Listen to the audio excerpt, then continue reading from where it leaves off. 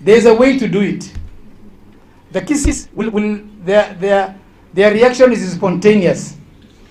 The Maasais will take time. They will wait for a forum where they will sit and deliberate and put their facts on the table. And they will bring the best speakers on the table to bring facts about the history of this conflict. Until even if they are on the wrong, you will definitely give them the truth. So we need to know, and we must understand our societies as much as we can. Mitigation and mediation is very important. When Waziri, there was an office in your office of peace building and conflict, Kenya National Focal Point for Peace. And I remember we used to work a lot during the post-election violence of 2007 with my chairman when he was on the other side of UNDP. That office was very important with NCIC in monitoring and making sure that these conflicts are mitigated in good time.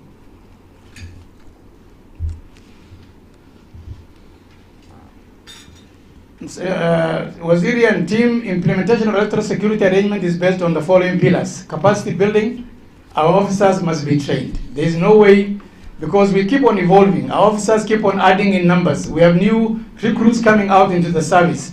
Therefore, we need to make sure that they are at par with all those that have been there. We have to coordinate amongst ourselves. Communication is very important. Electoral gender-based violence prevention is very critical for us as IEBC, because we want to enhance the two-third gender parity level. We want to make sure that the two-third gender is moved, and the only way to do is to make sure that no gender feels disadvantaged in the process of the electoral process. Public engagement is very important.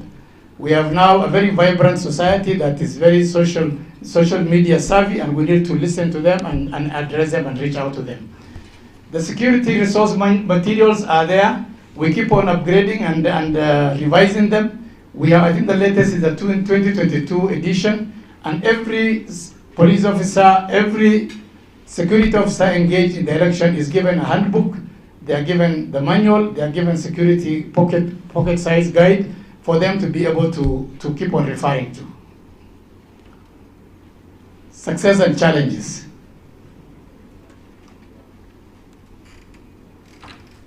The Commission implemented election security program during 2013-17, 2022 as an electoral conflict prevention, and I think we've been able to achieve great successes. Provision of security for election materials and officials, that is very important for us, and for this case, security of election officials include even the security officers themselves. They must feel themselves safe, and they must be in a secure environment where they can be able to carry out their responsibility without any hindrance. And therefore, capacity building is very critical for all these officers to make sure. Intelligence cooperation and information sharing, this is a matter that is very important for all of us. Next. This is a table, a graph showing the level of the violence over the years. 2007, it was a peak. God forbid we would get back there. 2013, it's gone down. 2017, it's gone down. 2022 is at the lowest level. And hopefully this year, 2027, next year, we intend to have zero violence. That really should be our aim. And when Waziri and team, our experience is that a lot of these problems are normally after elections. For us, elections is when the tallying has been done, the results has been announced. That ends our responsibility as IEBC. Up to that level, we normally don't have any problems. But anything after that, we have the challenge, and that's the challenge we need to confront as IEBC and ESAP jointly together to make sure we don't have it. Challenges of electoral security, late commencement of ESAP in the electoral circle. This is also very important because of the insufficient funding, we tend to move to operationalize ESAP up to the end of the process.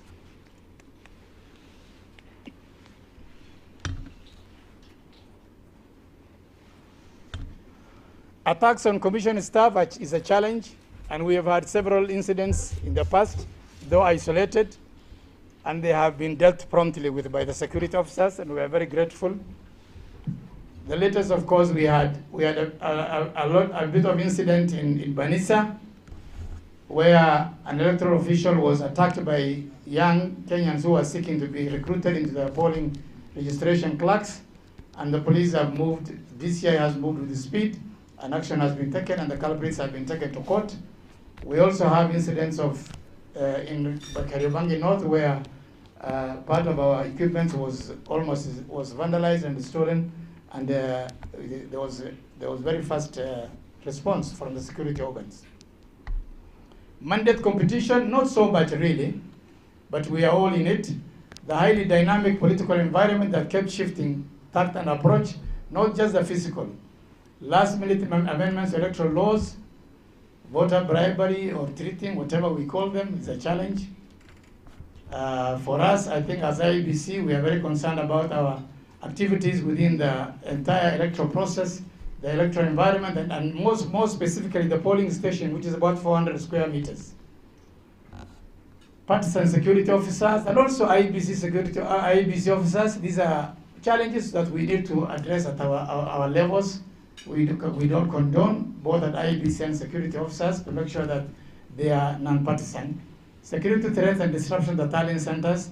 This is very important for us, Waziri and team, because all our problems are at the tallying centers. Kenyans will go and vote.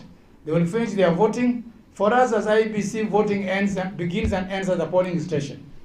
But when it comes to the tallying center, that is where everybody comes now. All the goons are shifted there, and there's a lot of disruption there. The security of the tallying center is very important, both at the counties and at the national level both. And this time we're going to be very robust. We'll give a very robust security arrangement, and a lot of people will be kept out of the tallying centers to make sure that there's zero disruption. Presence of organized criminal gangs and goons. This is very important, and I'm sure the ministry is top on this agenda to make sure this doesn't happen again, because we've seen what happened in Homa Bay, in Kasipul Kabondo. That was a very disruptive process by goons. Yeah, we've seen attacks in Balava, Narok Town, evidence of killing in Kasipul, which was very bad. We need also the process of investigation and arraigning people in court and the court processes to be fast-tracked so that people know that there's always consequences to an action that they do. Early risk mapping and recommendations, early risk mapping, preventive deployment are more effective than reactive security responses. Expedite investigation and prosecution of election offenders. Strong polling station access control frameworks are needed. Enhanced protection of election technology and material is critical. Next. Threats towards 2027. Presence of, again, goons seems to be the only common denominator in all our speeches about electoral violence. Goons and criminal gangs. We need to eliminate this from our midst to have a free election. Voter repression and intimidation, this will come as a result of violence, and that's why securing the voter environment is very important. Hate speech, this, Waziri, is one of our greatest challenges as we have today, because it looks like it is the easiest way to rally people behind yourself. You have to be insultive, you have to insult somebody for the young Kenyans who are unemployed to listen to you. It's unfortunate. So this is hate speech is very important, and we call upon our sister organization, NCIC, to take lead in this process and make sure that this is minimized. Cybersecurity threats, this is challenging because we are headed towards the election, and we have a very IT savvy community, especially the younger generation, who are hacking literally into everything. Last minute change of election laws is also, it has its own disruptive effects. Polarized political environment, as we head towards the elections, we have that serious concern about polarizing the political environment. Media bias. Our brothers and sisters within the media fraternity have been very helpful. They have taken our message, and that's why we achieved our targets for the ECVR. However, we still see pockets of bias reporting, and this has a challenge and a bearing on the election in 2027. Persistent attacks on the Commission. The Commission can be closely, compared to midwife.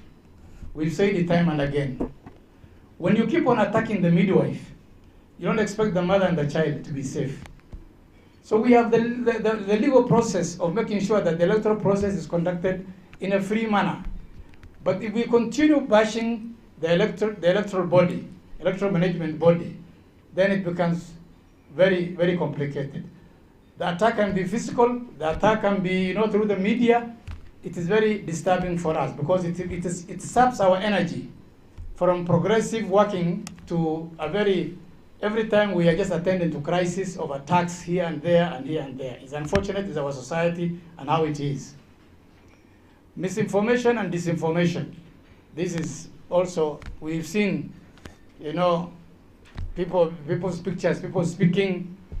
Yeah, the AI world has come to, those of us who were born before computer, we're actually wondering what is going on in this world. Terrorism, especially in the northern part, especially northeastern part, we have issues which are still disturbing us, and we need a very secure environment for us to conduct the elections. As it is now, we need to do a bit of work there. Plans for 2027, we are just coming to the end. Personal safety, zero tolerance for harassment of IEBC officers, security officers, observers, and everybody. Critical infrastructure at the tallying center, surveillance, restricted access control, logistic securities, armed escort and GPS tracking of all our sensitive materials is done during the campaign, the election process. Cyber security, collaborative monitoring of digital infrastructure with national security agencies. Organized disruption. You can see goons and criminal gangs is a common denominator when you talk about electoral violence.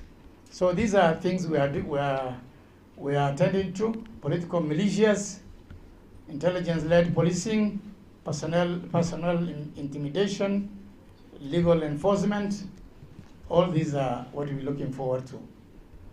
Security framework, a robust response mechanism, a command and coordination center, real-time data sharing is very important between ourselves and the multi-agency team. Intelligence-led policing, that is, we've just said about it. Joint specialized training for all officers, a unified protocols for police and IEBC staff on election day security and crowd management. When we say police, it includes everybody, NYS, KFS, prisons, everybody is involved. Community policing, engaging local leaders to prevent election-related security threats and public disorder. This is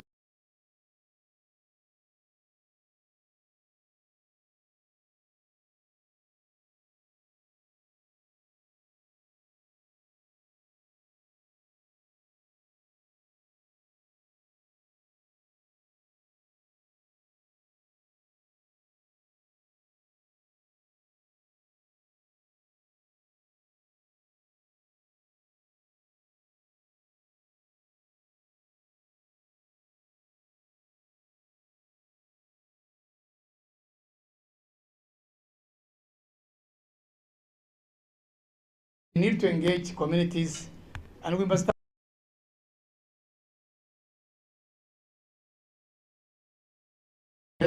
and from the lower section. Continuous mapping of security threats and information sharing with various agencies for action. Review election security reference materials. Of course, we have evolved over time. The last 5 years, there has been a lot of changes, and we need to review our manuals. Training of security agencies, that is, on their role in the electoral process, devolve situation room to counties to address security concerns, clear communication throughout the election process, activating peace committees at the county and sub-county levels. They are already there and they are working very effectively. Indeed, as we went around and had a discussion with the county ngaos and the security organs, they work very closely with our officers on the ground, and we are very grateful for that collaboration. Engage with KDF in disturbed areas. Waziri, that is very important. The northern part, especially northeastern, we will fall back on KDF as and when they are required to control the situation, because sometimes there's a bit of spillover from across the border. Enhance security for staff, logistics, assets, and processes. That is very important for us. That brings us to the end of this presentation. We are so grateful for your listening. Thank you. Thank you so much, Commissioner, for the detailed presentation. Waziri, I'll request us to face the podium for the next session. Sorry for that. I'll invite our session chair, who is Bivadi Opora, the Principal Administrative Secretary, National Administration. Karibu.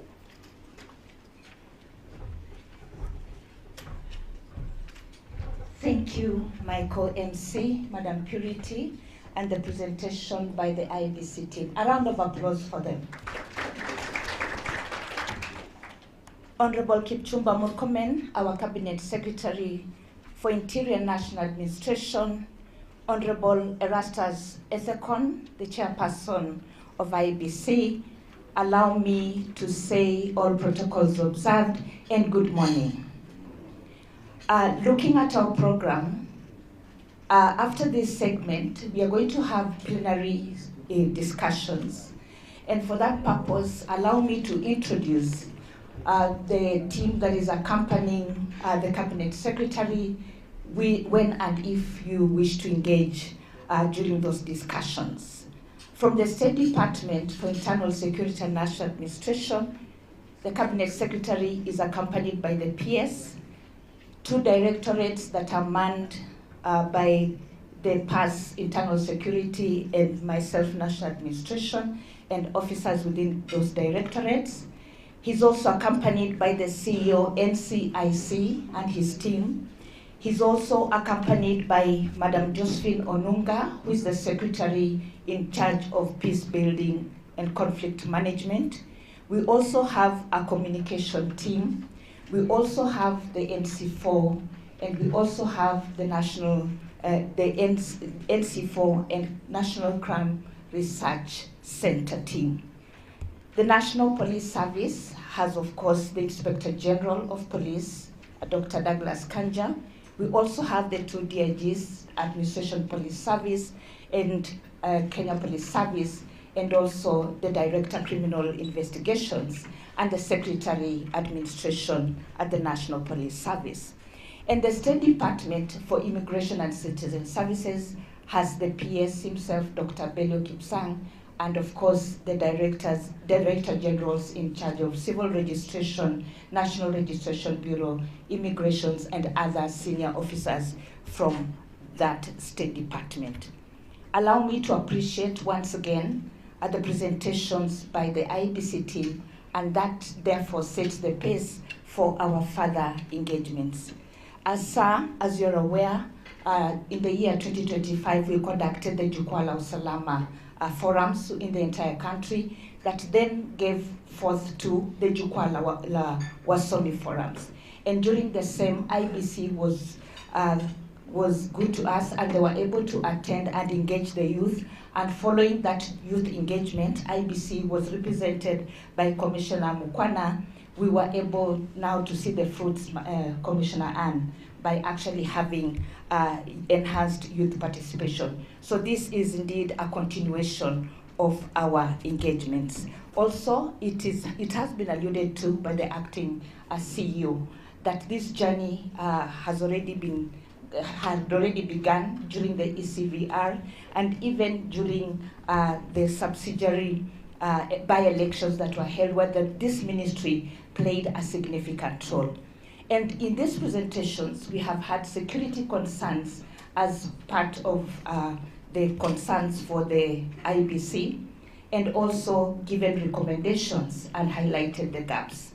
It is now my honor to invite Douglas Kanja, the Inspector General, to be able to give his presentation, Matters Security Preparedness. Karibu sana, IG. A round of applause for him. And thank you from the presentations, that which you have already been able to do. Thank you. Is it a presentation? A PowerPoint? I think we have it. Good, thank you.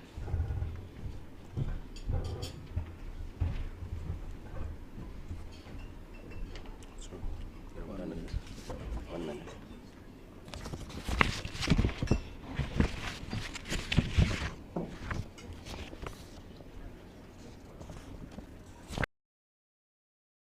Murkomen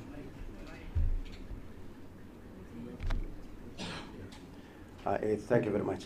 Our chief guest this morning, CS Honorable Kipchumba Murkomen, the chair, IEBC, vice chair, the two PSs present with us this morning, commissioners of the IEBC, DIGs, Mr. Ngad, in charge of the Kenya Police Service, and DIG, Mr. Gilbert Masegeri, in charge of Administrative Police Service, together with the DCI, responsible for the investigative services of the National Police Service, and all the senior commanders present with us here, and everybody else.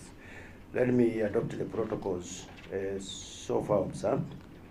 And this morning, I must say that, first of all, we are very, very grateful, Honorable Chief Guest, for calling on this very, very important meeting, so that as we move towards the 2027 general election, we prepare ourselves to the best possible levels, so that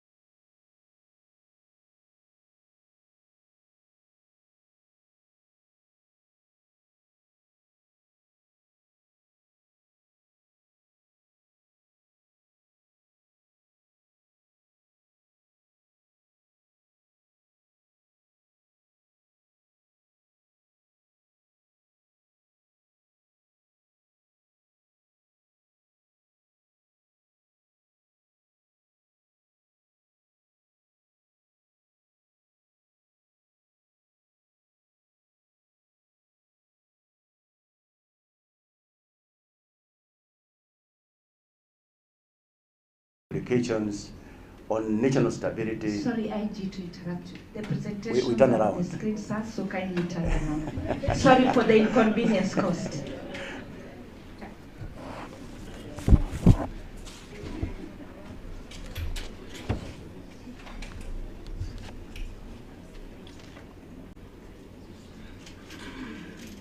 Okay, thank you very much. Let us proceed on. So as I've said there earlier, election remains one of the most sensitive national processes with significant implications on national stability, public order, economic continuity, and constitutional governance. The electoral cycle is no longer viewed as a one-day event, but a continuous process involving political mobilization, voter registration, party primaries, campaigns, voting, tallying, declaration of results, and post-election transitions. Historically, each phase of the electoral process presents distinct security vulnerabilities requiring early preparedness, continuous monitoring, and coordinated multi-agency response.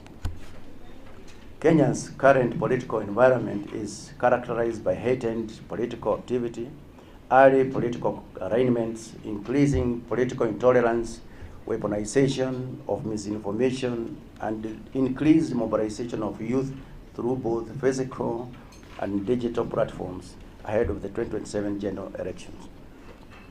The emergence of organized criminal gangs, inflammatory political rhetorics, online incitements, localized communal tensions continue to pose evolving threats to election security management.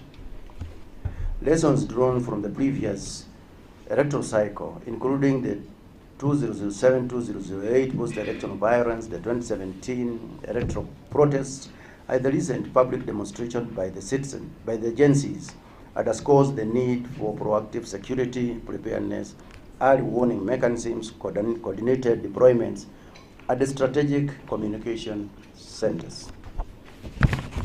The National Police Service recognizes the public confidence in electoral integrity requires a secure environment where voters, candidates, election officials, and all stakeholders exercise their democratic rights freely without fear, intimidation, or violence.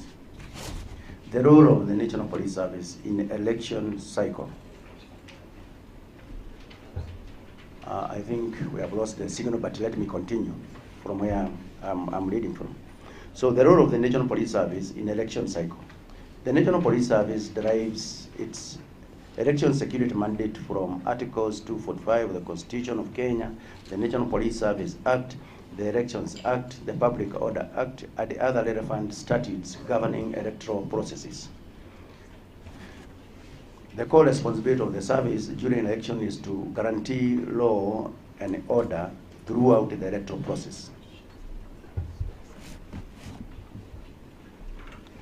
The service is mandated to protect life and property, prevent and detect electoral offenses, safeguard electoral infrastructure and materials, secure voters, candidates, and election officials, maintain public order during political activities, prevent violence, intimidation, and criminal disruption, facilitate peaceful and constitutional transfer of power.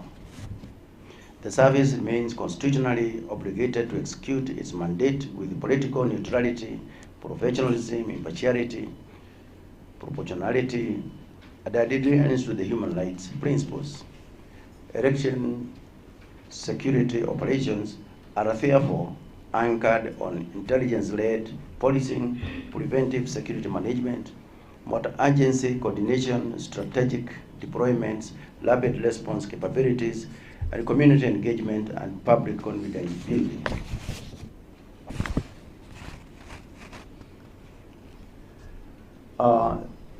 Security dynamics across the electoral cycles. You are aware that we have 3 electoral cycles. We have the pre-election cycle, we have the election period, and we have the post-election period. And they have actually been elaborated very, very clearly by the former speaker who was here. So, in the key election, pre-election phase, key activities includes, as has been elaborated here, national identity, ID registrations, the continuous voter registration, political mobilization, party primaries and nominations, and political rallies and campaigns. The emerging security concerns during that phase. The heightened political intolerance and confrontational campaigns, as I have indicated there earlier, violent disruption of political rallies and party nominations by nominations by goons and criminal gangs, ethnic profiling and zoning of political strongholds, incitements and hate speech, voter bribery and intimidation, increased online misinformation and inflammatory contents. Radicalization of unemployed youth, especially the agency for political violence. National Police Service preparedness measures in respect to the pre-election phase. In that, we have the continuous threat assessment and hotspot mapping. We have the deployment of intelligence and surveillance teams, monitoring and crackdown of organized criminal networks, enforcement of Public Order Act regarding public gathering, strengthening of early warning and early response systems, engagements with the political actors for proper security arrangements during the political rallies, increased patrols in identified hotspots at urban informal settlements, enhanced monitoring of social media and digital platforms, security coverage in voter registration centers.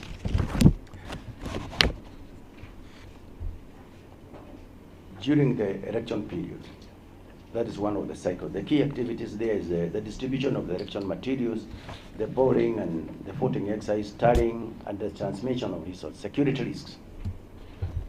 During that period, the disruption of polling exercise, attack on polling stations and tallying centers, destruction and interference with election materials, coordinated violence in identified hotspots, targeted attacks against election officials, violent crowd build up around tallying centers, cyber-related disruptions and misinformation, opportunistic criminality, and looting. The National Police preparedness measures. Deployment of integrated election deployment plans, security assessment of polling stations and tallying centers. joint operation centers at the national, regional, county, and sub-county levels, escorts and protection of election materials, deployment of rapid response at specialized unit, strategic deployment of anti-riot squads in each sub-county, enhanced communication and centralized command system, strengthened security deployment in critical infrastructures and area and ground surveillance in high-risk areas, meaning that the Regional Police Service has got a whole lot of things that it's supposed to do to ensure that we have a successful electoral process. In the post-election phase, the key risks are rejection of all contestation of resorts, mass demonstration and unlawful assemblies, ethnic retaliatory attacks, arson and destruction of properties, attack on businesses, critical infrastructure, mobilization of organized gangs for violence, barricading of roads and key highways, community displacement and localized conflicts. Our National Police Service preparedness measures, sustained deployment in hotspot and vulnerable areas. We ensure that we deploy adequately.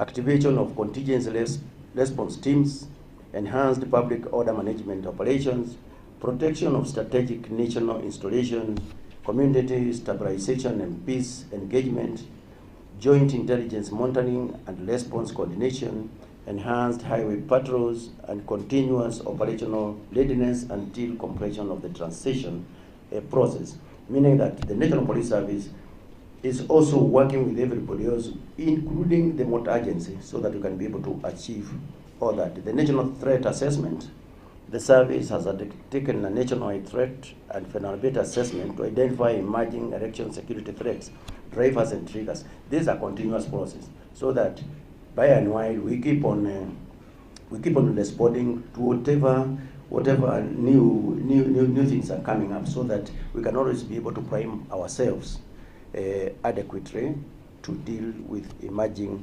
threats. The key national threats identified so far is political incitement and hate speech. This has already been mentioned by the earlier speaker. Intra-party conflicts, proliferation of organized criminal gangs, increased availability of small arms and light weapons in some areas, radicalized and employed youth groups, online misinformation and propaganda, ethnic polarization, communal mobilization, terror threats and violent extremism. This one was also mentioned in some areas that we need to deal with. Cross-border criminal activities and budgetary and intercommunal conflicts in some of the regions within our country. So these are the areas that the police must actually be on top of everything to ensure that we have peaceful elections all through. Hotspot mapping and risk profiling. The service has finalized preliminary hotspot mapping informed by, number one, historical election violence patterns, current political temperatures, organized criminal activities, ethnic and communal tensions, border security dynamics, and urban crime trends. So these are all the measures the service has actually put in place so that we can be able to profile all the risks that can be involved while we are in the processes of the election processes. Areas are enhanced monitoring. We have some areas that we must keep a sharp eye all through. Areas like Nairobi informal settlements, Rift Valley intercommunal conflict corridors, northeastern border counties, the coastal region radicalization and political conflict zones, Nyanza political rivalry areas, western and central region organized gang corridors. County and sub-county security assessment continues to be updated dynamically based on emerging intelligence and the political development. So this is, again, as I've said, our chief guest, this is an area that we keep on monitoring, keep on evaluating, so that the service can remain on top of everything that happens within those areas. So operational preparedness, strategic planning. The NPS has directed the service commanders to cause the preparation of election security operations at national, regional, and county levels. Integrated command and coordination structures have been activated for ease of coordination. Joint operational frameworks with other security agencies and relevant stakeholders are ongoing. And that's the reason why yesterday we have an election there in Murkomen. And again, the security, we did well, save for some sports here and there, but we did well. That is as a result of a good coordination, working together closely with the IEBC and all the other stakeholders. Deployment preparedness. The service has identified strategic list-up deployments from other security agencies, including the Kenya Police Service, the Kenya Wildlife Service, Kenya Forest Service, the National Youth Service, to give synergy to the NPS officers. The General Service Unit, the RDU, the ASTU, the OSU, including other specialized units, have been placed on enhanced readiness, meaning we can be able to overcome any challenge that any security challenge that can be that come at any stage, because we have that broader team to assist the national police service. Public order management preparedness, continuous and trial drills and simulation exercises are ongoing. This one is actually training and capacity building aspect of the service, because as it was mentioned here earlier, training and capacity building is critical to the success of any given election. The National Police Service cannot be able to render this very critical service without training its officers. And that's the reason why we are partnering with the IEBC and the others in that direction, so that we can ensure that we have a National Police Service that is well trained. It has enough capacity. Currently, we have over 10,000 recruits who are also undergoing training, meaning that we are also beefing up on the numbers, and so forth and so forth. In terms of intelligence, early warning and prevention, the service has enhanced intelligence-led election security operations through continuous monitoring of political activities, monitoring of social media and digital platforms, arrest and alignment to code of organized criminal gangs, goons and violent financiers, community-based intelligence gathering and early warning, rapid response coordination. Multi-agency coordination. The election security management requires whole government coordination. The service continues to work closely with all the relevant stakeholders for the success of the 2027 general election. Key challenges.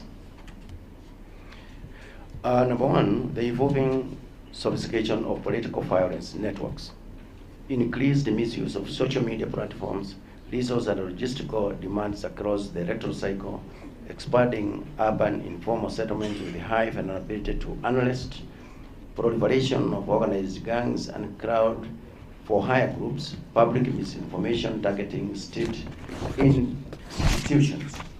Way forward. We must sustain early election security preparedness and planning, enhance intelligence-led preventive policing. We must strengthen collaboration between the National Police Service and the IEBC. We need to intensify public confidence and civic engagement initiatives. We need to enhance strategic communication and information management. Continue simulation exercises and operational rehearsals, that is the training and capacity building component. Strengthen logistical and mobility capabilities, those are ongoing. There is a need to maintain political neutrality for the service, professionalism and constitutional policing. This one again was mentioned, that between the policing agency, even the IEBC, some of the officers could be going overboard on that. And in conclusion, our chief guest, the National Police Service remains committed to securing the electoral process and safeguarding Kenya's democratic stability. Number two, the service will continue to discharge its mandate professionally, impartially and constitutionally throughout the electoral cycle. Number three, the collective success of the electoral process is anchored on sustained collaboration, early preparedness, institutional coordination, and public confidence. Number four, The service assures the people of Kenya of its readiness to provide a secure environment for peaceful, credible, and democratic elections. And I thank you. Thank you, Inspector General of Police, National Police Service. Thank you. A round of applause for the IG. Thank you so much for the well-articulated presentation on security preparedness during the forthcoming elections. And indeed, you have raised the concerns that were raised during the earlier presentations. More importantly, we shall engage more during the plenary, and thank you for the assurance.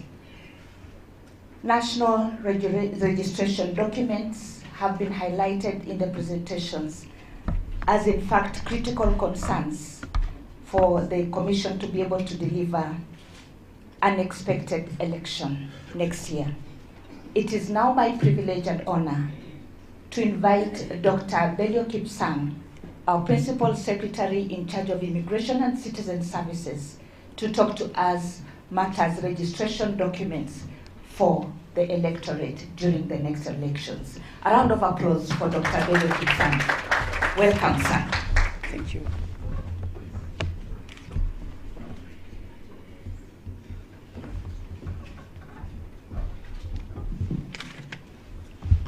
Thank you very much. Our Cabinet Secretary, the Chair, IEBC, my colleague PS, the Inspector General of Police, and writing on the protocols already established.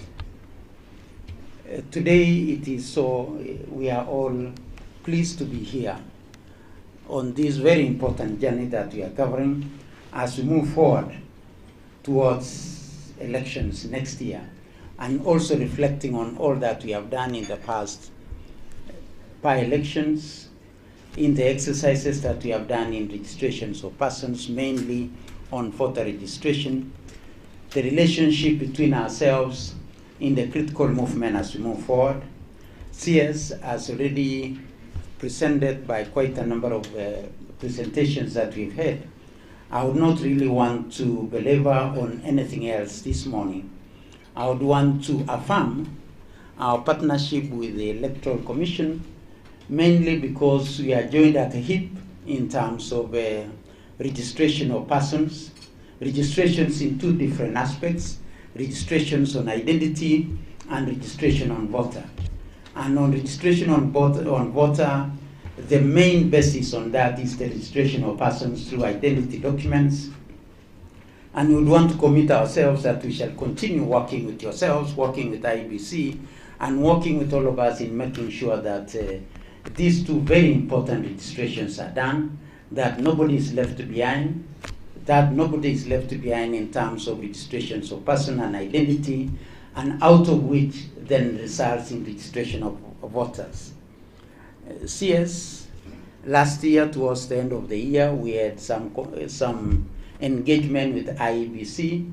We did create a technical team that is looking into the whole question of data and data management and how we work together in ensuring that Kenyans participate in the civic and democratic processes.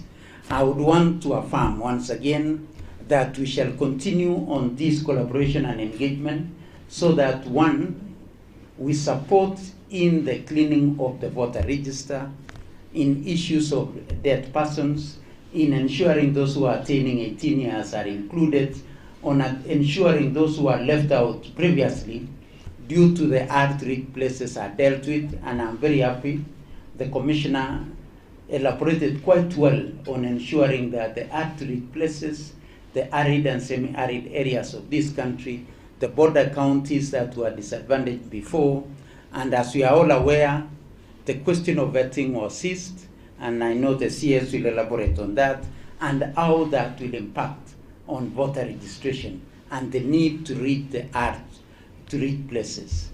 CS, again, I would want to give our commitment in ensuring that no one is left behind.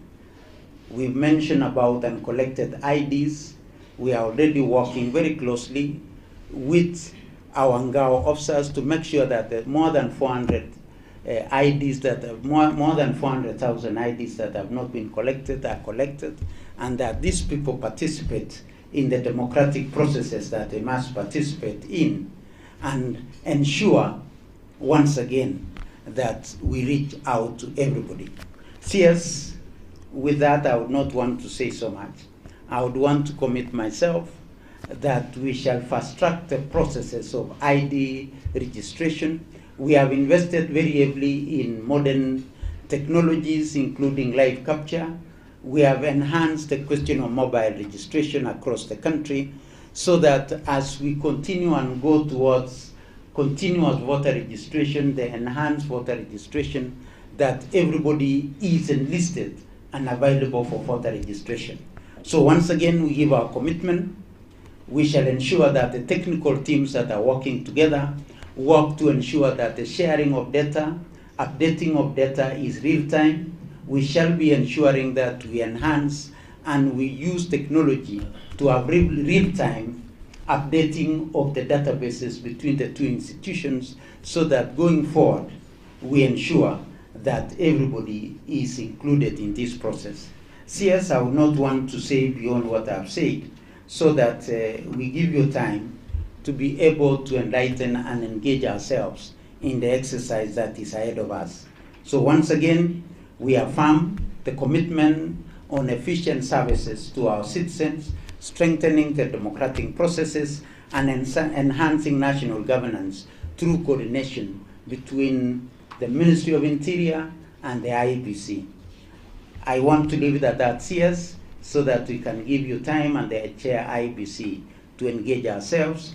I would want to take this opportunity to invite my colleague Piers Omolo to make some comments, and thereafter we move forward. Thank you very much.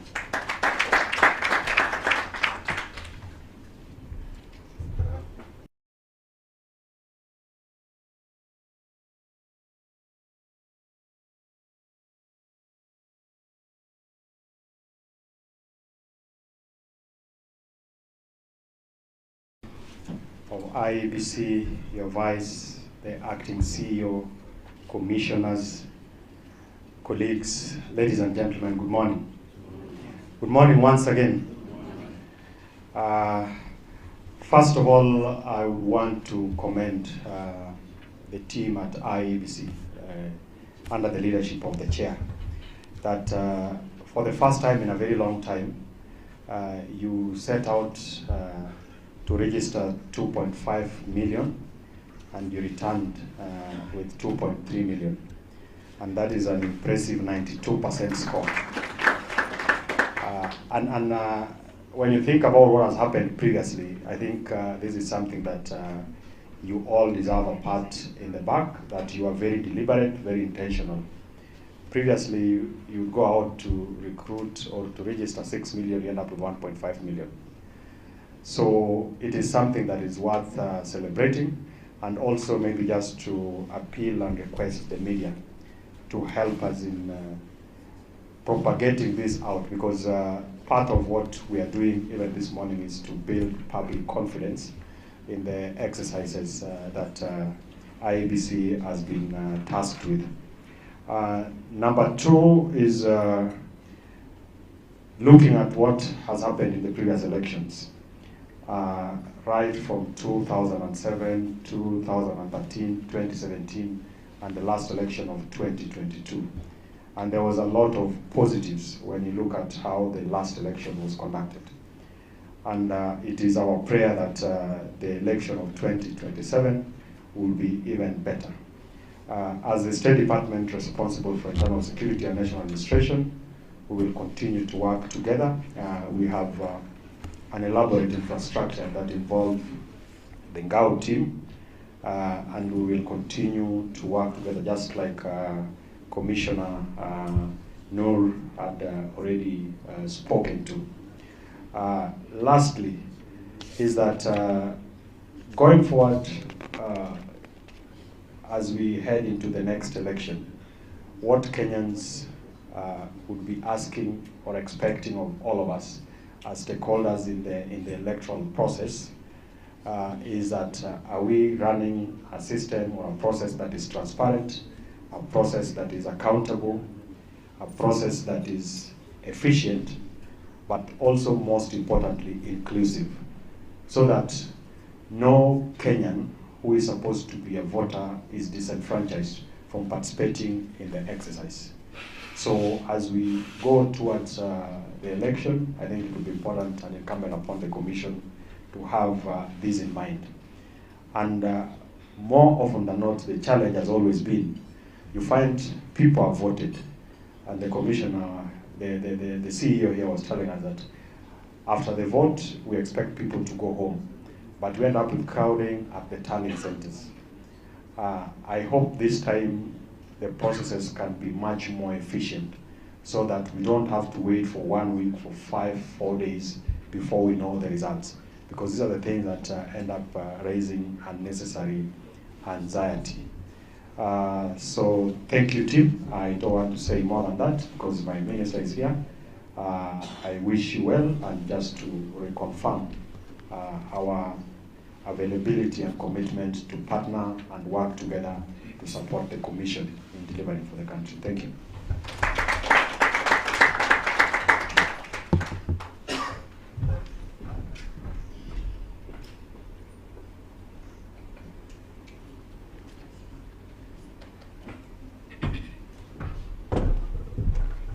Thank you, sir, for your remarks. Allow me now to invite Commissioner Fahima Arafat, the Vice Chairperson, IEBC, to give her remarks, welcome the Chairperson, and the Chairperson will then welcome our Chief Guest, our Cabinet Secretary. A round of applause for Madam Fahima Arafat. Karibu sana, Vice Chair. Thank you so much, Honorable Waziri, Honorable Chair IEBC, my colleagues, the commissioners, the two PSs, the IG, the DIGs, the DCI, and all the senior officials in here. Good morning. My name is Fahima Arafat, the Vice Chair of IEBC. I will be very brief. Before I welcome the chairman to talk to us, allow me to first acknowledge and just mention the names and the committees that my colleagues chair. And I would like to start by Commissioner Andere, famously known, and she's our Chair of Operations. Because of time, they usually speak, but we know Waziri is constrained. My sister, Commissioner Mary Karen, she chairs the Committee of Legal and Political Parties Liaison. Commissioner Hassan Noor, he chairs the Committee on Human Resource and Security. Our elder, Professor Adwal, Francis Adwal, he chairs two committees, that is ICT and Boundaries and Delimitation. And lastly but not the least, the one and only Commissioner Lutalala Mukhwana. He chairs Stakeholders Engagement, Communication, Voter Education, and everything that needs to be communicated. Yes, so first and foremost, Honorable Waziri, I want to take this opportunity and thank the collaboration between the IEBC and the Ministry of Interior and National Administration during the ECVR. We enjoyed peaceful environment across the registration centers, and we conducted successfully the exercise, and we concluded within the timelines. Because you can imagine if anything had happened, we would not have managed that. So that is something we must acknowledge ourselves as IEBC, plus the collaboration of all other stakeholders.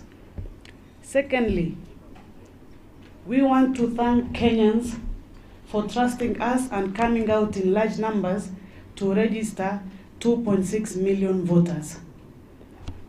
We did not achieve this because of anything, but because led by our chairman, we moved across the country, sensitizing and engaging citizens, even in vernacular, different platforms and different groups.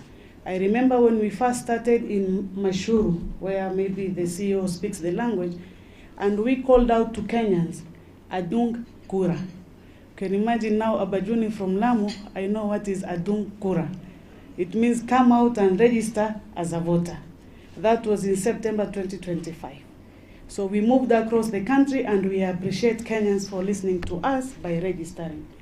Lastly but not the least, I want to affirm and emphasize that elections is not only the duty of IEBC.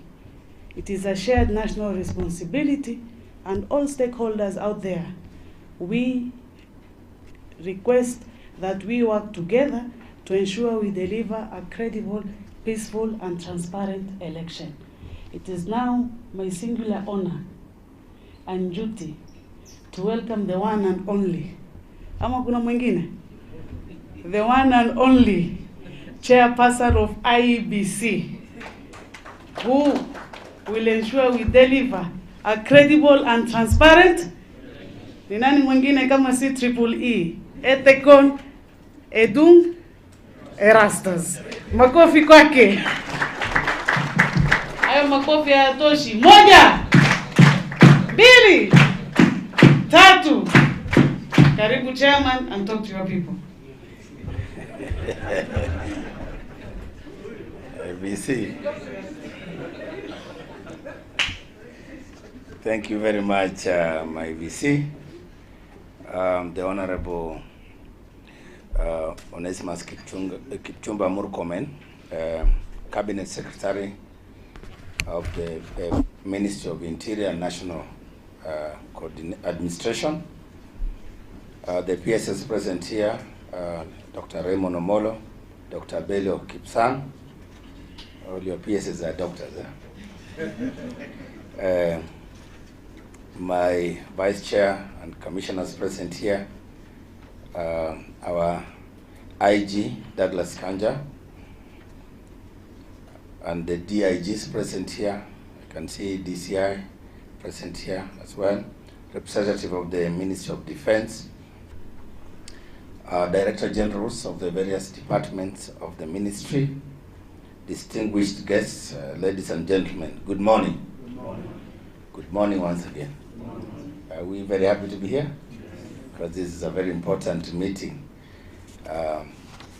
that marks the beginning of our formal consultations in this journey of preparations for the 2027 general elections, which is drawing closer and closer by the day, by the hour.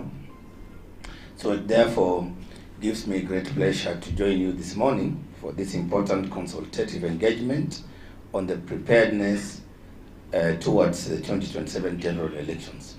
I wish to therefore sincerely appreciate the Ministry of Interior and National Administration for the continued collaboration and support accorded to the Independent Electoral and Boundaries Commission in the discharge of its constitutional mandate. Today's engagement, therefore, is both timely and very necessary. Elections, I must emphasize, is not the responsibility of a single institution. And I think I'll take you from what the VC, IEBC, just said. It is a national duty. It is a national responsibility. And it's a national exercise of such significant magnitude that calls upon all of us who have different mandates that were assigned to us by the people of Kenya through the constitutional architecture. It is upon all of us to come together, to work collaboratively, to coordinate very effectively, and to constantly and continuously consult and support one another in a mutually cooperative way so that we safeguard our democracy, our peace, our security, and our rule of law. Very, very important. So the relationship between IEBC and the Ministry of Interior and National Administration, and indeed all other departments of government, ministries, agencies is very, very critical and central to the delivery of a peaceful, credible, transparent, and inclusive elections. Allow me, therefore, to really thank the ministry, because since we joined IEBC when the new commission was duly constituted in July last year, 2025, we were confronted with the heavy task to conduct the first ever election under the new commission. And being fresh and new, we were a bit nervous, and we did not know how the mini polls, what the media dubbed as the mini polls, we did not know how it will go. But we realized that we have friends, we have support, we have institutions that also care about this country. And when we launched that exercise, the first by-elections under my leadership, where we conducted 24 elections, both for the senator position for Baringo, 24, we had, I think, 6 for members of parliament, and then we had 16 for members of the county assemblies. That exercise took place last year in September, I think? November, yes. Contributing with the voter registration launch. Took place in November, and we executed it with precision. And it was the first successful elections we conducted under this new commission. And the success of that by-election, which was dubbed as the mini polls, was largely attributed, of course, to the hard work, to the commitment and dedication of the IEBC staff, who are very professional and experienced in managing matters related to our elections. And beyond our staff, that by-elections was supported largely by the Ministry of Interior and National Administration, the National Police Service, and all the security agencies, because we had challenges around the issues that other speakers have spoken to or alluded to, the issues of gangs, goons that were mobilized around the political contestants that time. And I remember we forestalled violence in most places, and we dealt with the challenges in constituencies such as Kasipul. So allow me, Waziri, therefore, to thank the ministry and also to thank the National Police Service for the support they have provided to IEBC in the discharge of its mandate. As we move closer to the next general election, this meeting, therefore, is very, very important, so that then we can come together and share information and think together about the various challenges that we see, and think together about how we can take advantage of the opportunities that we see, including opportunities in our collaboration, in our coordination, and in our putting together our teams to handle some of the critical things that must be done in order to make the next election successful. One of the areas that we are concerned about in terms of the next elections is voter registration. We've just concluded the enhanced voter registration exercise last month, where we registered 2.3 million Kenyans, eligible Kenyans, within a time span of 30 days, 4 weeks. That is commendable, and I must thank my staff of IEBC and also the stakeholders who supported us.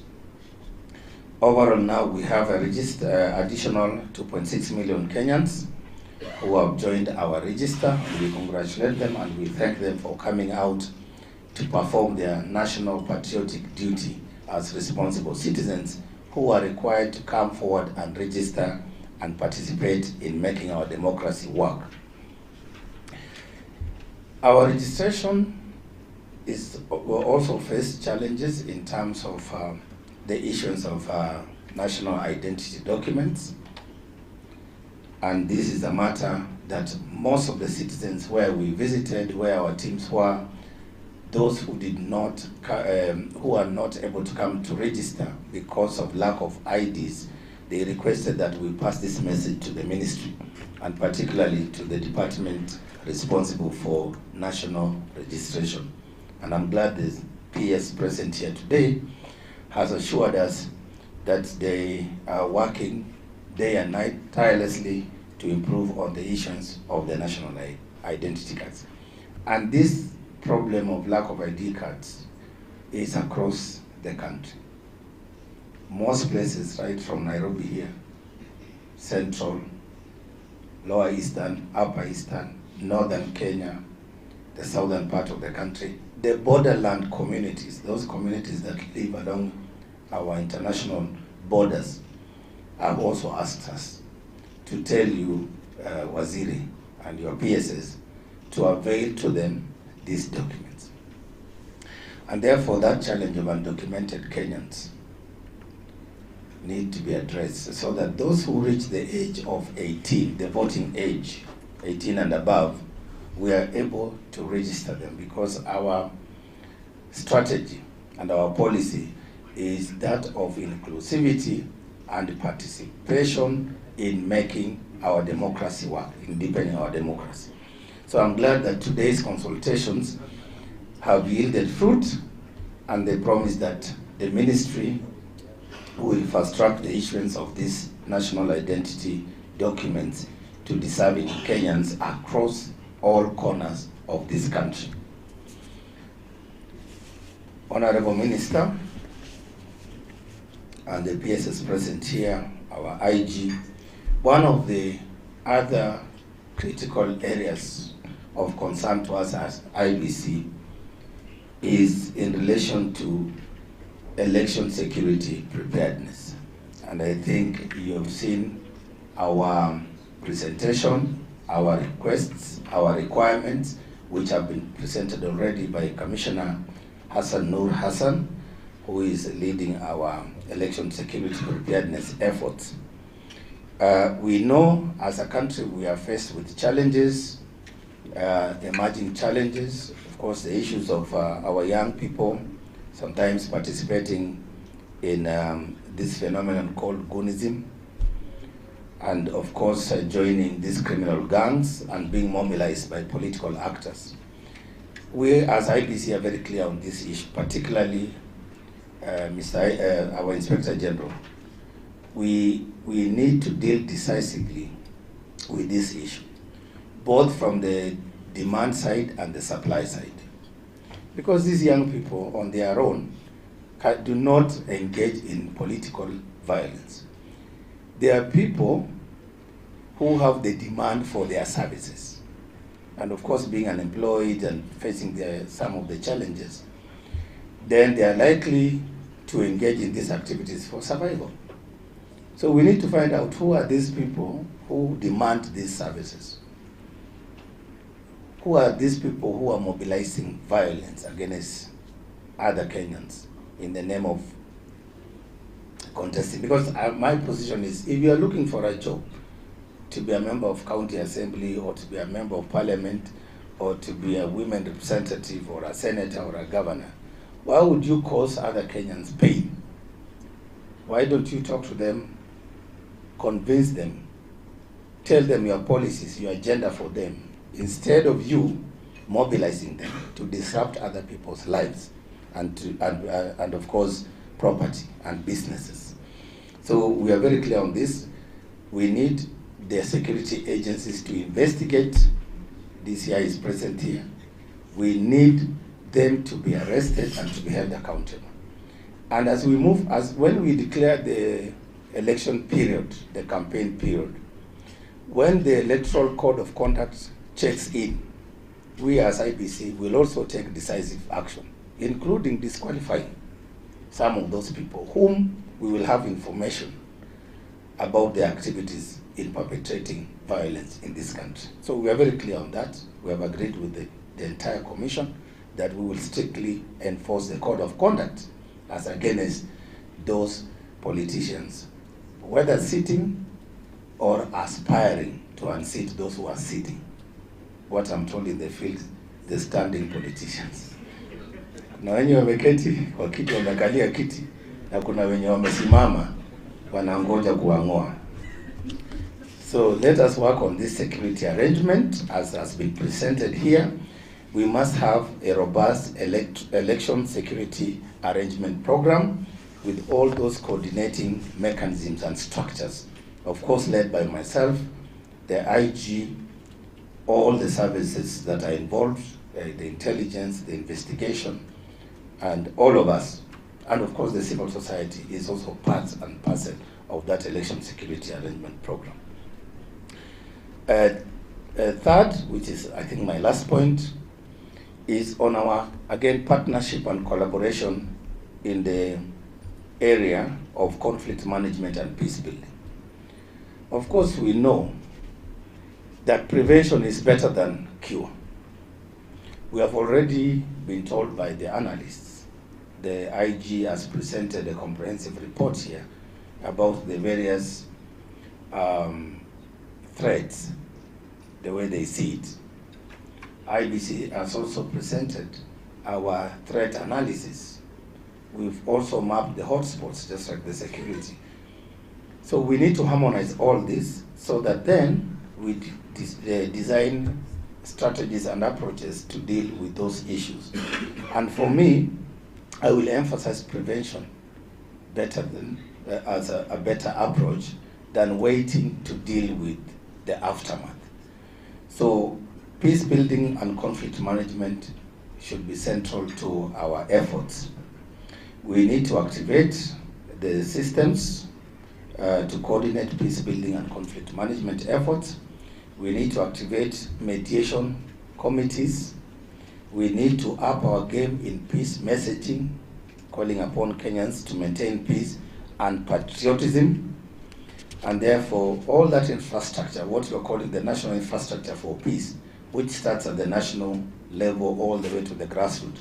And I think at some point, 2013, that infrastructure was housed under the Ministry of Interior and National Administration. So we need to look at that, the National Steering Committee on Peace Building and Conflict Management. I believe the policy for conflict management and peace building was passed.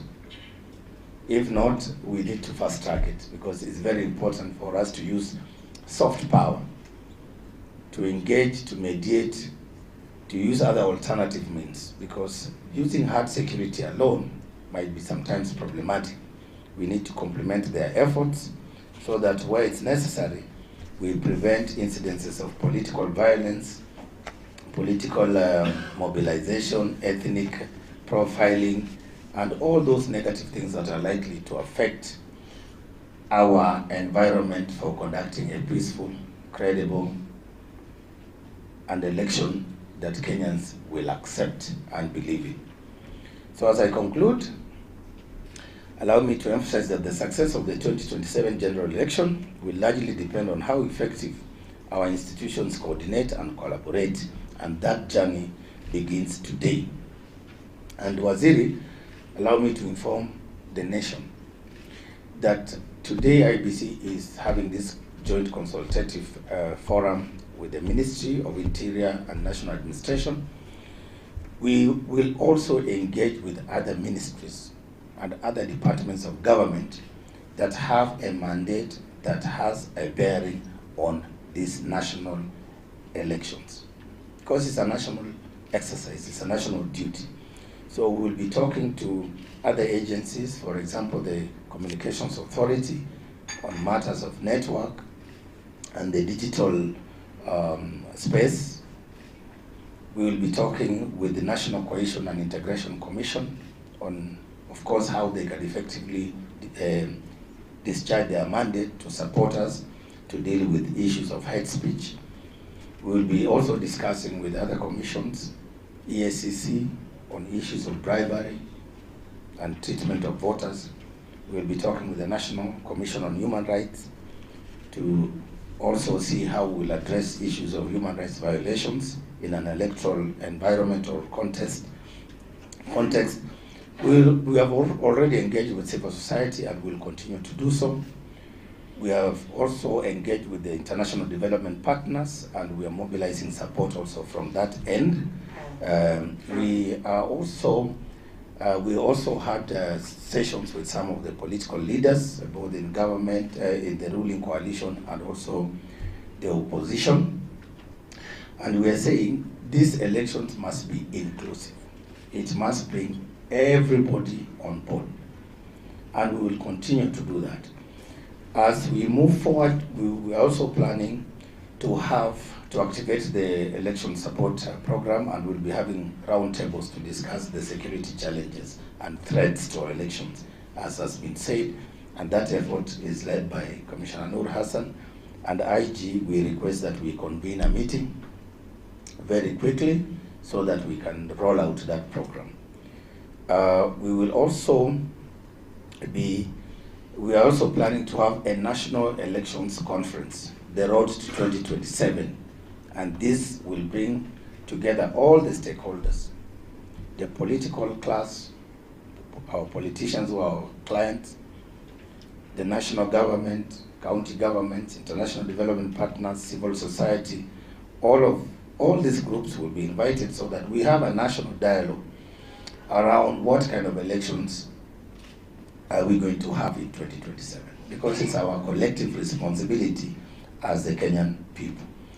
So with those many remarks, allow me to conclude by saying that this journey must hold us together and must enable us to move together collaboratively towards a peaceful, credible elections in 2027. So I therefore thank you for listening, and I thank you for this forum. I thank my staff for organizing this, and I thank the staff of the Ministry of Interior for also organizing the success of this forum. And I therefore call upon Waziri, Honorable Onesimus Murkomen, to come and address us. Please welcome him with a big round of applause. We'd like to hear from Waziri how he intends to address some of the challenges we have thrown on his way. Thank you. Thank you, Chair. Thank you very much, Chair. Please, let's be seated, all of us. Thank you.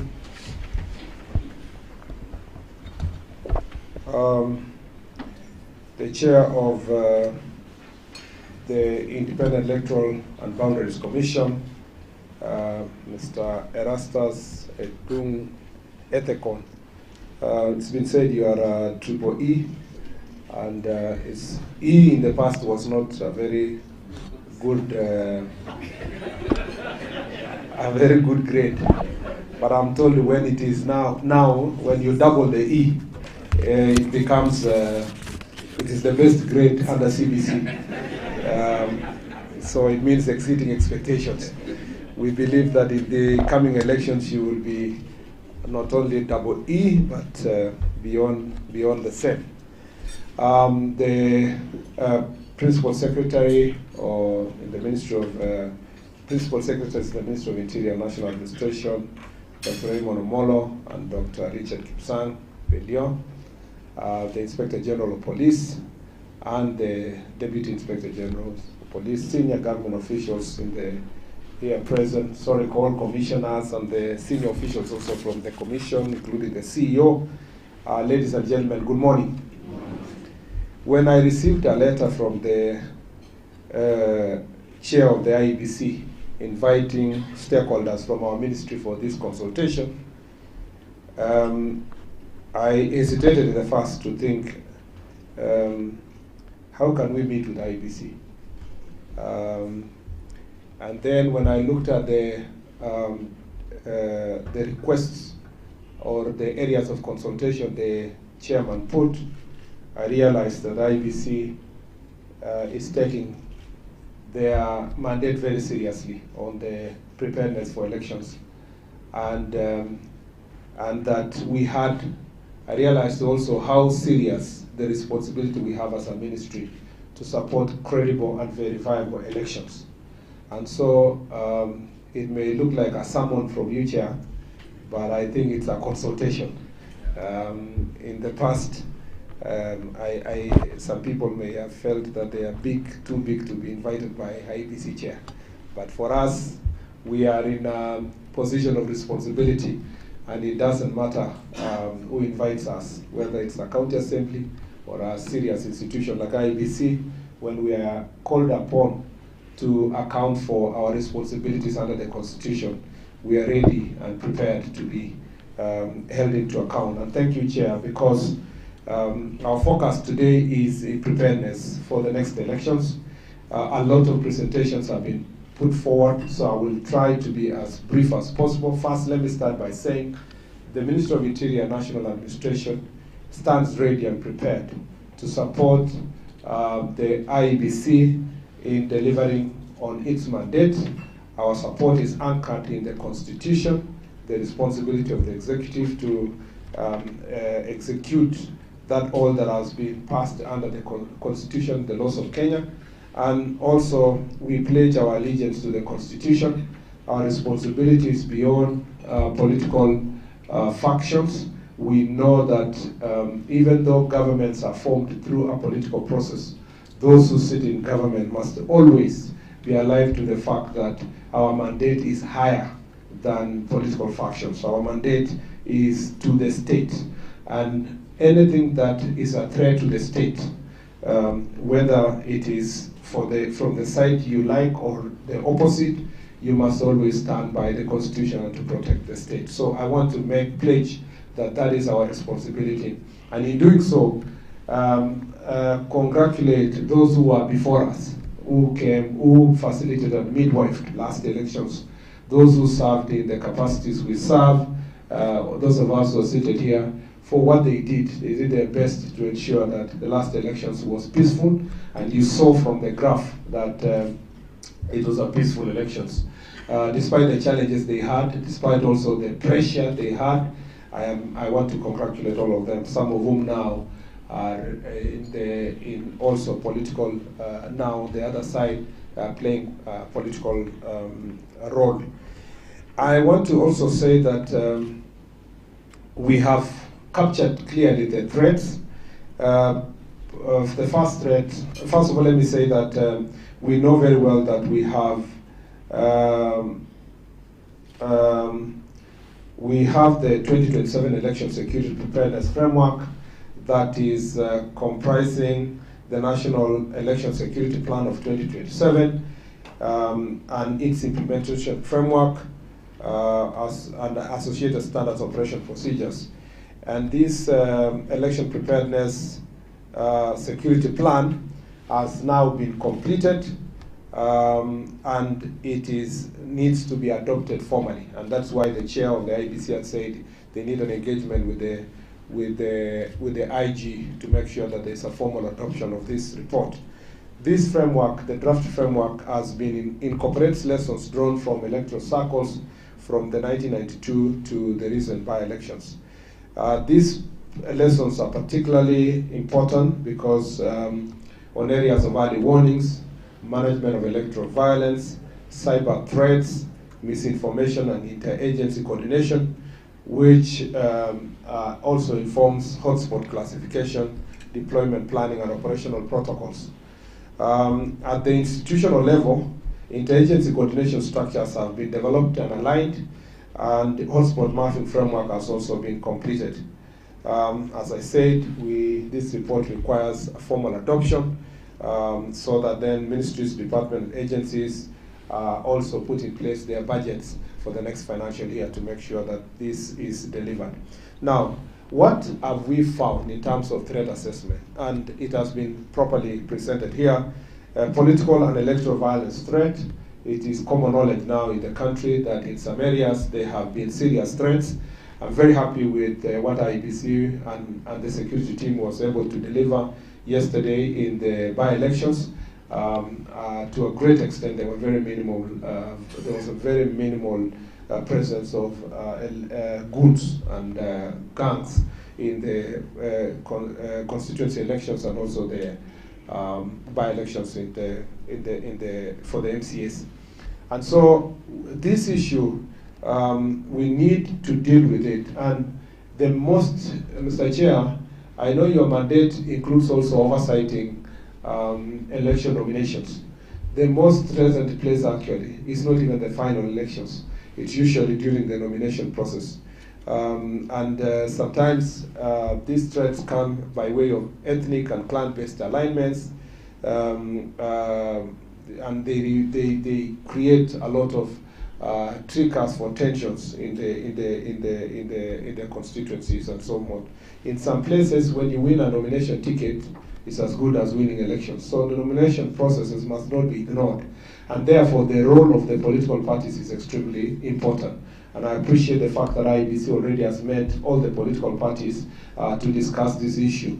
We need to ensure that, and in our part, we are busy strengthening the early warning system through the national government administrators and administration structures and Security Intelligence Committee. Across the country, we continuously get the intelligence report as to which areas are hotspots.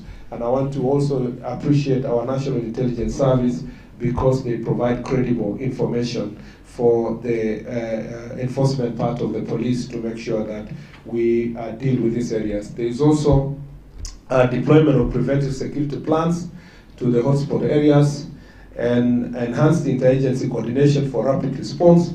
One of the greatest success of our national security architecture is the interagency approach to security response, which brings together Minister of Interior, Defense, the intelligence community, the local community, the community policing.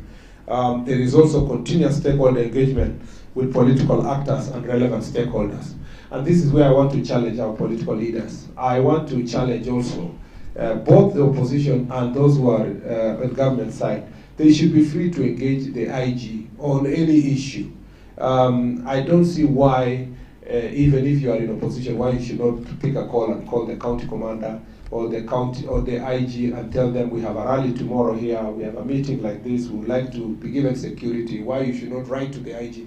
That continuous engagement will ensure that we have a very peaceful environment for people to canvass their agenda. There is also, the second threat is the organized crime and small arms proliferation.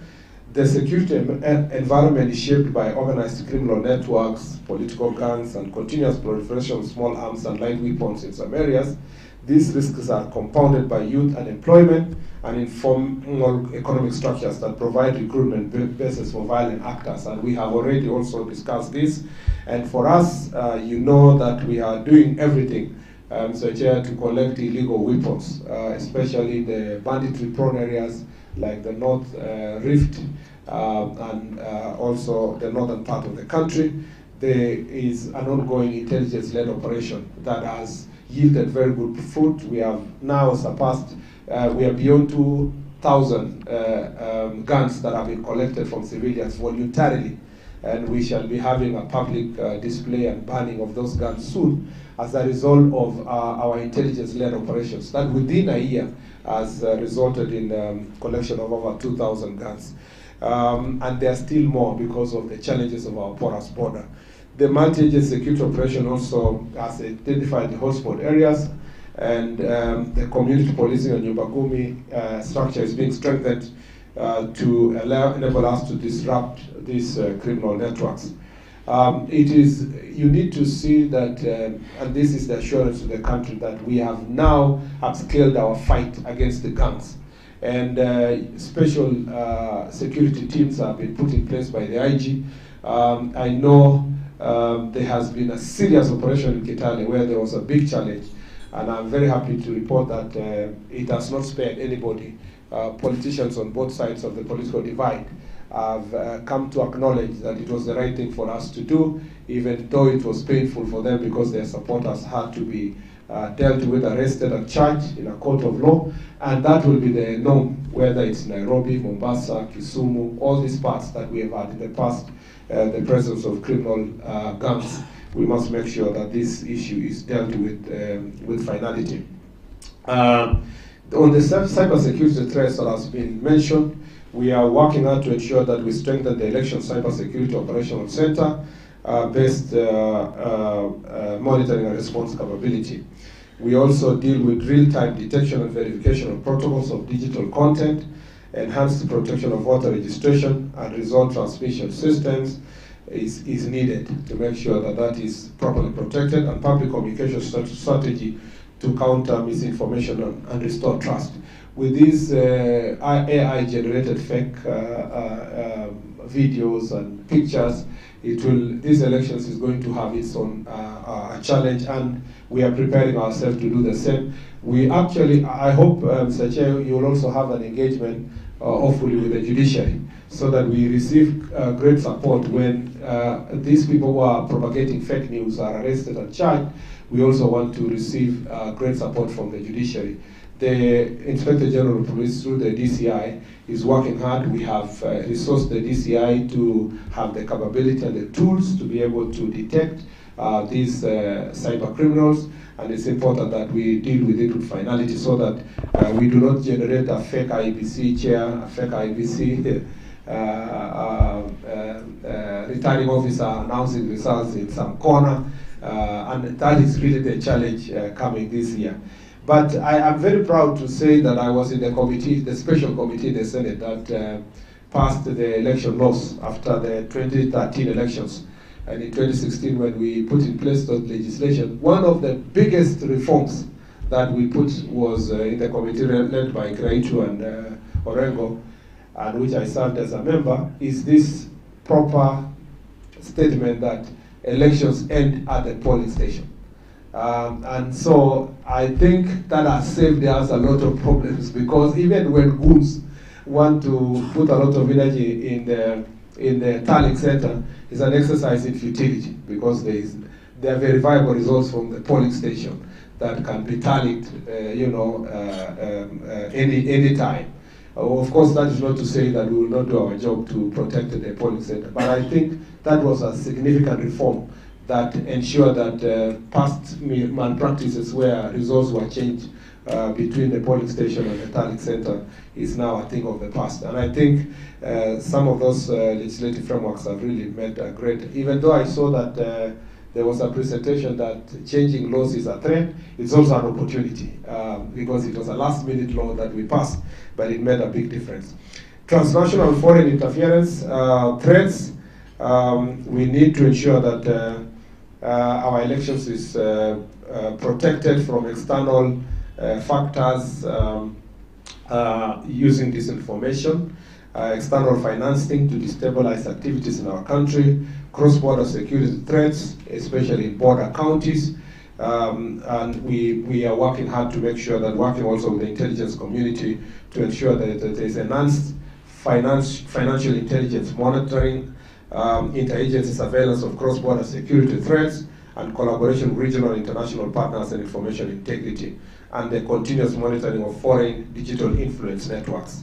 On the social economic drivers of conflict, there has been long drivers of conflict, such as resource-based conflicts, livestock rustling, and socioeconomic stress, including acts of underlying acts that are accelerating stability.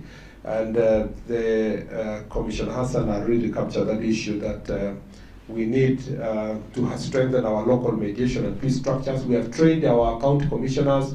We recently trained our chiefs to make sure that they have the capabilities to undertake local mediation and peacekeeping, especially in pastoralist communities where we have many of these challenges. Community-based conflict also must be prevented.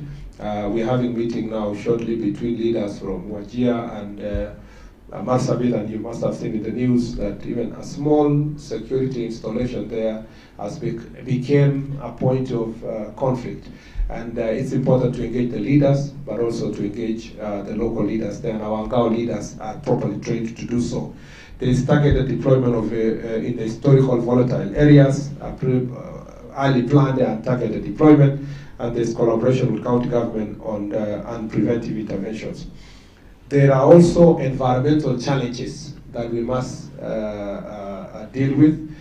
Climate change disruptions, public health emergencies, and disaster-related displacements affect also electoral processes such as landslides and so forth. And I think, Mr. Chair, we should have, and for sure, we must think together, working with the Ministry of Environment and especially the weatherman, to simulate how the weather would look like across the country in August next year. And I challenge you this year, because it is not just about the rains, it's also the drought.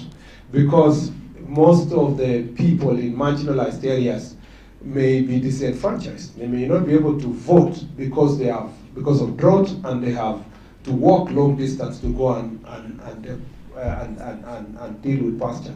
I don't know what IEBC will do. Are you going to create a mobile polling stations, or what are you going to do to these voters? Are we going to say that people in the north, because they have gone 100 kilometers looking for pasture, they will be told to forget about elections, go you and suffer?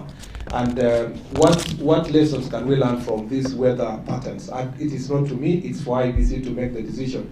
But for us, is to be able to respond by having a contingency electoral security planning, prepositioning resources, especially when in the rainy areas. How do you transport? There are no roads, there are no bridges, there is security challenges in those places. And as a ministry that is also responsible for disaster response, this is an area that we must work together, especially through our disaster response department under PS Raymond Omolo. It's important to think through what we can do. And therefore, Mr. Chair, those are the commitments we are going to make. We want to say that the operational standards and this strategy needs to be adopted urgently, and we need to work together as a team.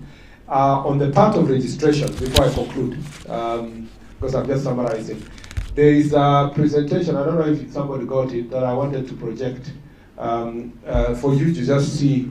Mr. Chair, we have had, you now have to turn, but I will just explain if it is, yes, it is there. That's a small brief on the issuance of national identity cards. And the directorate has registered 35 million Kenyans, and the figures on top, between 1995 and 2026. Those are people who are having IDs, out of which 17 million are female, and 17.7 are female, and 17.5 are male. Between last year, July, and April 2026, we have had a total of 2 million identity cards issued. Now, we believe that by July this year, within the 1 year, we will have done 3 million. Okay? Reason being that you can see the newly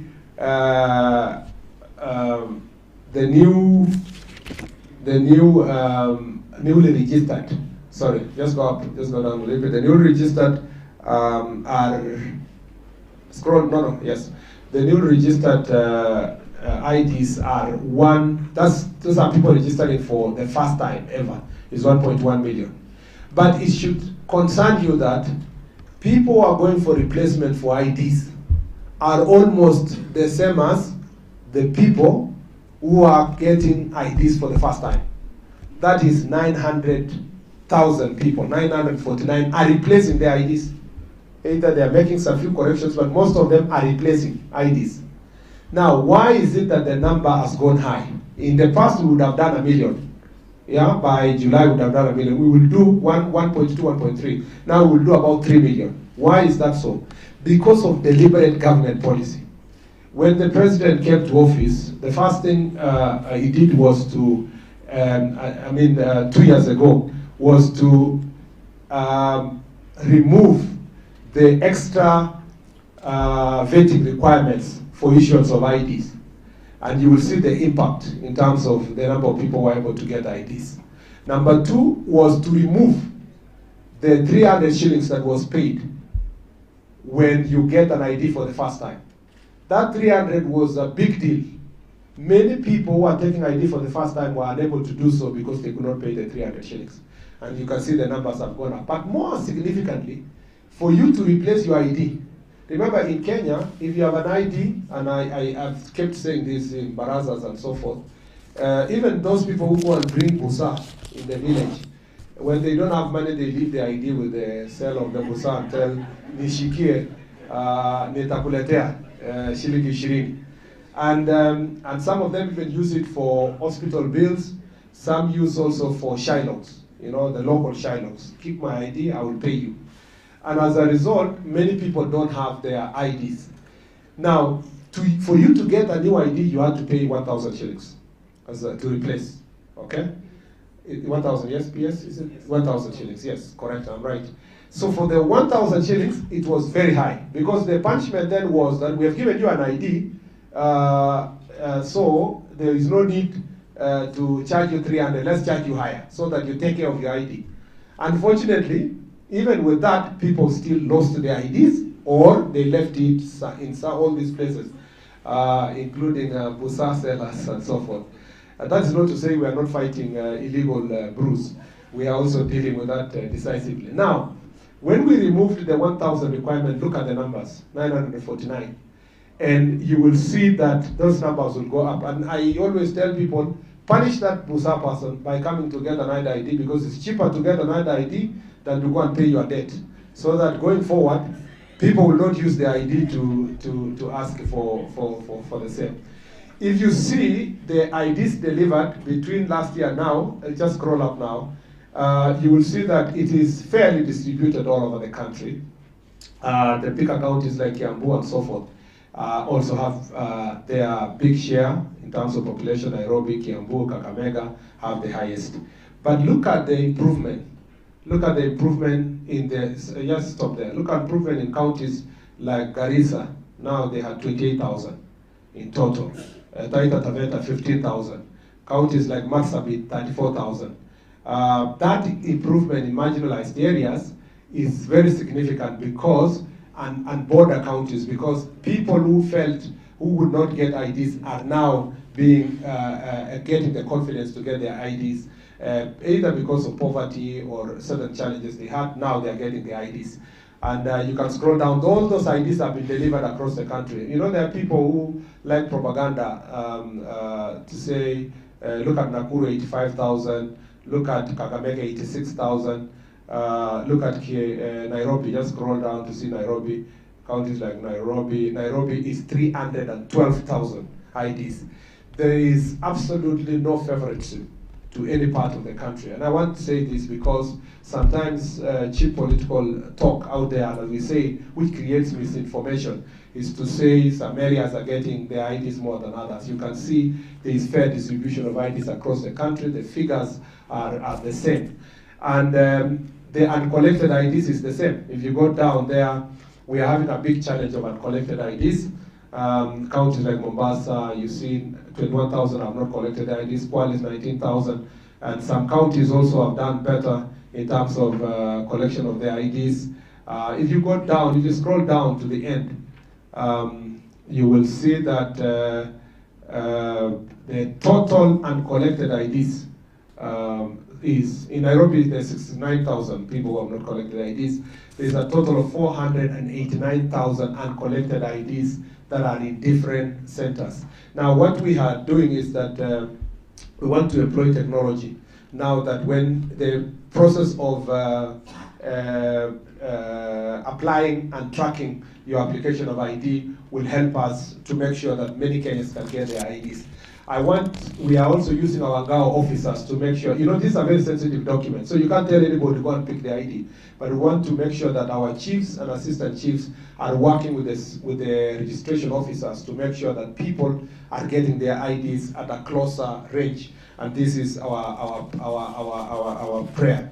The last thing I'd like to say is that as we push for these IDs, and I want you, Mr. Chair, and your commission to keep in touch with the NRB, National Registration Bureau, we pray that the Parliament will give you budget so that you can maybe have 2 or so other enhanced registration processes before the voting. If you can have 2 or 3, it will be useful I know it's expensive, but it's about full parliament. That is where, again, you have to engage the budget committee and the relevant leadership of National Assembly to make sure that Kenyans are being facilitated in terms of getting their national IDs. Where we have currently, for benefit of the country, we only have, up to the end of April, we have 112,000 IDs that are yet to be printed. And because we print per week about 15,000 IDs, I think that by now we have reduced that. But because there are more IDs being also applied, the number may always oscillate about 70, 80,000 to 100,000. And we will give, we are working very hard to make sure that the young generation can have a chance to vote and to have their right to speak. Otherwise, I've said too many things, Chair, than I thought. When I left there, I told the PS I'm going to take only 5 minutes. But I didn't know that I was going to take this long. I must say we're very excited to be here. We are very ready when called upon, respecting the independence of the Independent Electoral Boundaries Commission, but being understanding that the constitutional principle of collaboration and consultation, we will always make sure that we play our role to deliver free, fair, credible, and very viable elections in the Republic of Kenya. Asanteni sana, and may God bless you.